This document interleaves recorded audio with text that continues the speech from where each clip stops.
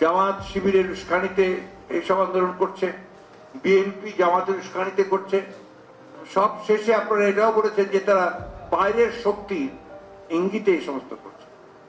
এবং তারপরে কি করেছেন, যখন ছাত্ররা বারবার বলেছে যে আপনারা কথা বলতে চাই, তখন আপনারা প্রথমে ছাত্রলীগকে ওদের বিরুদ্ধে লেলিয়ে দিয়েছেন, তারপরে পুলিশ নিয়ে, আইন শৃঙ্খলা বাহিনী নিয়ে হলের মধ্যে ঢুকে তাণ্ডব সৃষ্টি করেছেন এবং সেখানে আপনারা অনেককে হত্যা করেন। এই উত্তরগুলো কে দেবে? তারপরে তো ছাত্র রাস্তায় নেমেছে, তারপরে তো ছাত্রদের আপনি তখন আপনারা এইভাবে গুলি করে হত্যা করেছেন।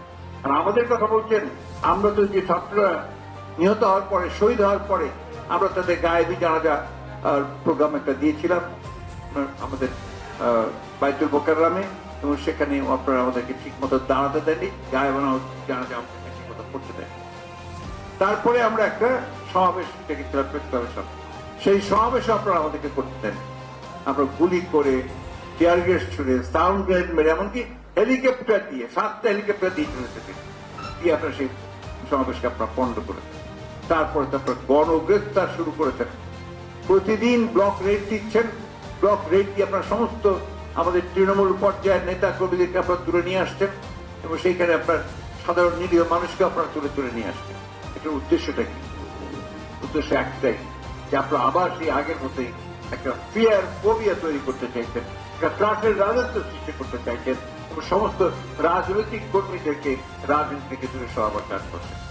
আমার একটা অভিযোগ আমি বরাবরই বলে এসেছি, আমার একটা ধারণা যে আওয়ামী লীগ যে কাজটি করছে, যেটা আওয়ামী লীগের কাছ থেকে আমরা আশা করি একটা রাজনৈতিক দল হিসেবে, হচ্ছে তারা বাংলাদেশকে একটা পুরোপুরি রাজনীতি বিবর্জিত একটা দেশে পরিণত করতে চায়, ডিপলিটিসাইজ করতে চায়। তারই অংশ হিসেবে তারা আজকে সমস্ত ঘটনাগুলো ঘটাচ্ছে।